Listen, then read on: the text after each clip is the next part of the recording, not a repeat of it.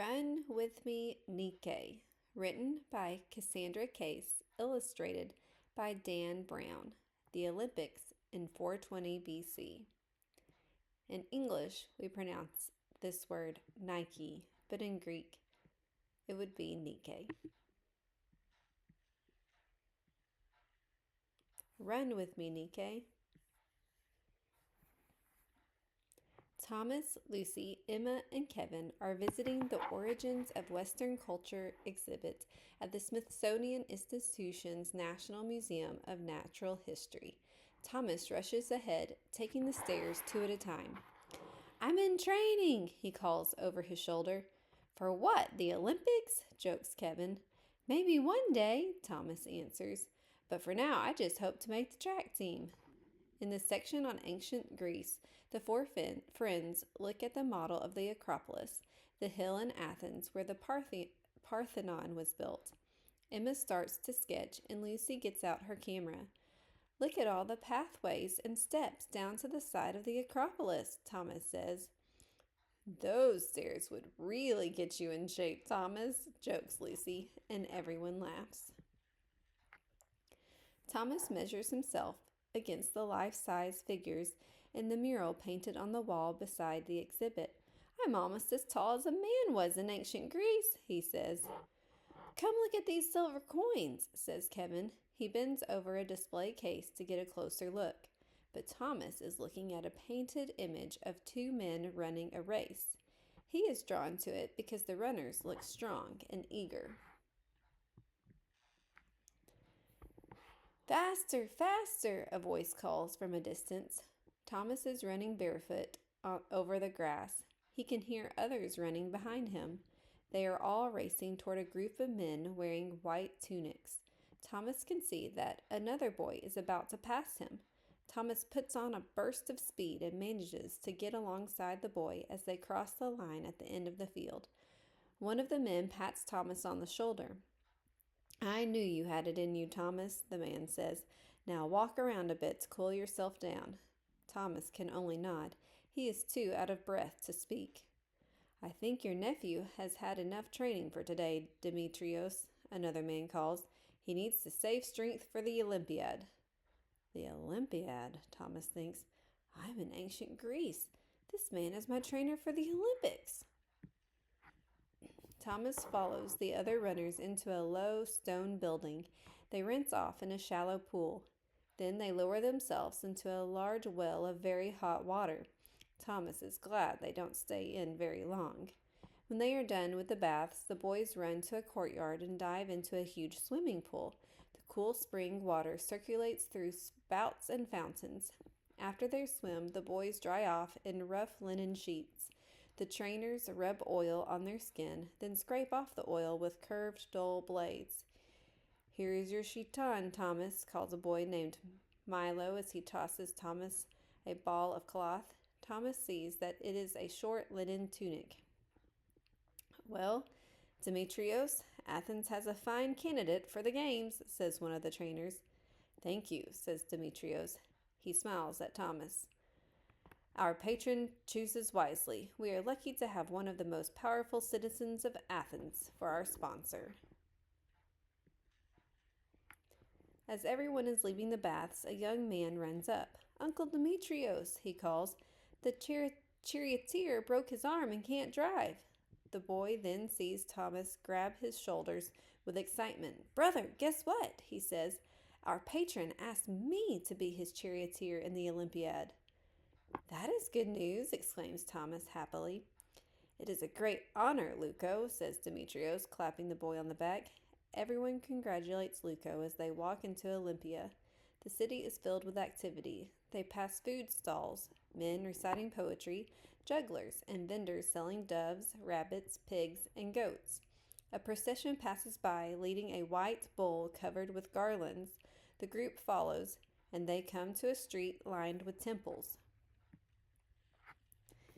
"Now is a good time to ask the gods for favor in the games," Demetrios tells the boys. "Come on, Timon."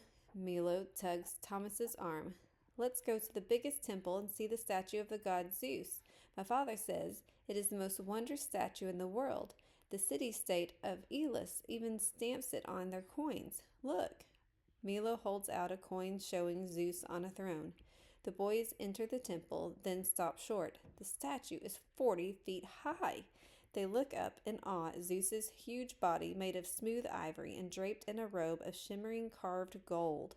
Zeus is sitting on an enormous gold throne of ebony wood that is inlaid with jewels.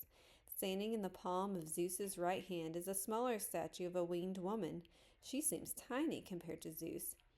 It is good to be in Zeus's favor, Demetrius says as he enters the temple. I notice that you are also paying respect to Nike. The goddess of victory is a valuable friend. Luco, Thomas, and Uncle Demetrios head out to their patron's encampment, where they are staying while in Elis for the Olympics. Timon, wouldn't you have liked to see Uncle Demetrios run the 85th Olympiad? Luco asked Thomas. He was a great runner and won many crowns. That was 20 years ago, says Demetrios with a chuckle.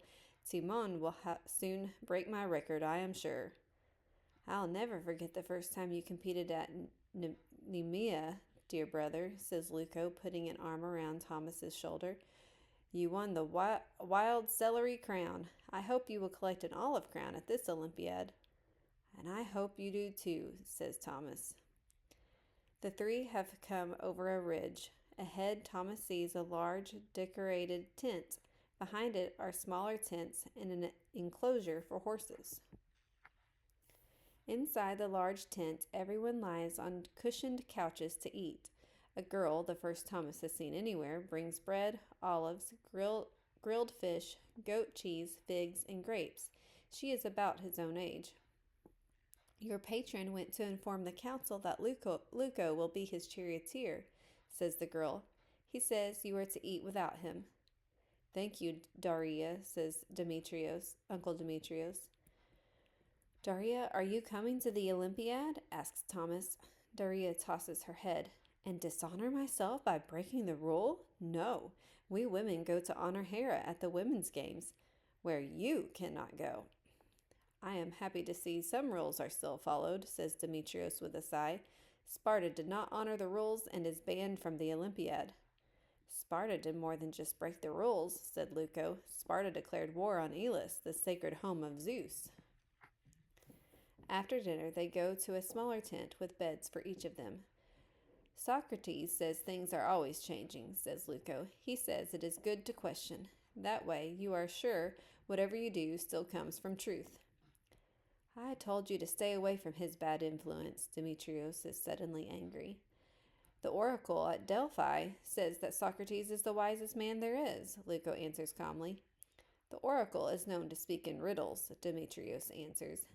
After Demetrios blows out the oil lamp, Thomas stares into the dark. In our time, everyone thinks Socrates is one of the greatest philosophers who ever lived. Why did Uncle Demetrios say those things? Thomas is too tired to think about it anymore, and soon he is sound asleep. Hurry if you want to see anything, Demetrios shakes Thomas awake early the next morning. People slept on the slopes by the stadium to get good places. When they arrive at the stadium, they find that the other boys and trainers have held places for them. A trumpet fanfare sounds. Here they come, cries Milo. The Hellenic judges parade in, wearing purple robes. They sit on a row of stone seats, the only seats in the stadium. Thomas is happy to sit on the soft grass of the hillside. Next, the chariots enter and take their places behind the starting gates. Trumpets give a signal. The gates are cranked open, and the chariots thunder off. By the first turn, some chariots have already crashed into each other or have lost wheels. Some horses have stumbled, but Luco drives so well that in the last lap, he and only the other chariot are left in the race. Thomas and his friends cheer wildly. Luco finishes a close second. He has done well for one so young, Demetrios says proudly. May the Boeotian who owns the winning chariot step forward, a voice booms. A young man in a plain tunic pushes through from the back of the crowd. He bows to claim the crowd. Stop! That man is an impostor, calls out a councilman near the judges' stand. I know him. He is a Spartan called Lycus. Because Sparta was banned from the games, he falsely claimed himself Boeotian to enter. The crowd begins to shout angrily. This man is disqualified, proclaims the high Hellenic judge. He has dishonored the sacred Olympiad of Zeus. Take him away. The Athenian chariot wins.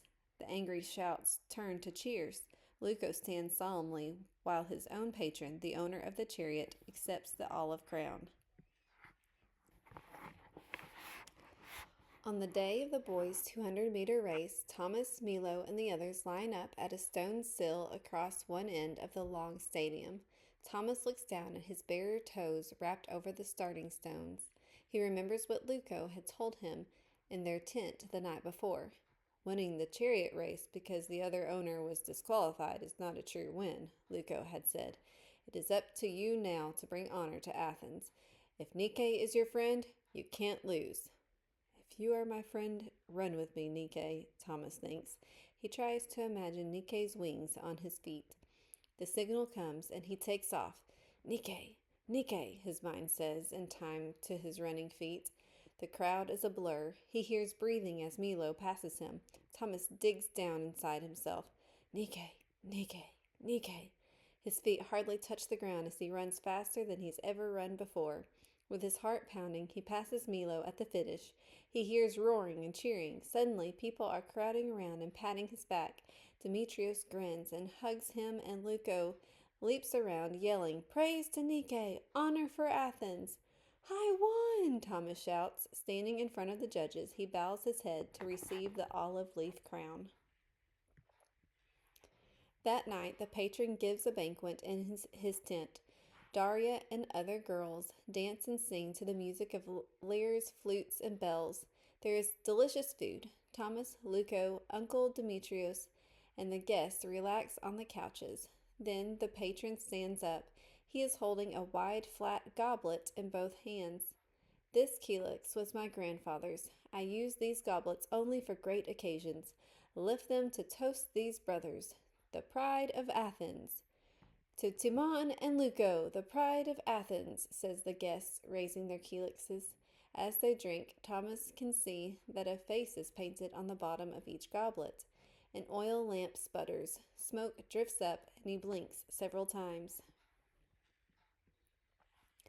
Thomas, you've been staring at that pottery for ages, calls Lucy. Come get in the picture. Thomas rubs his eyes.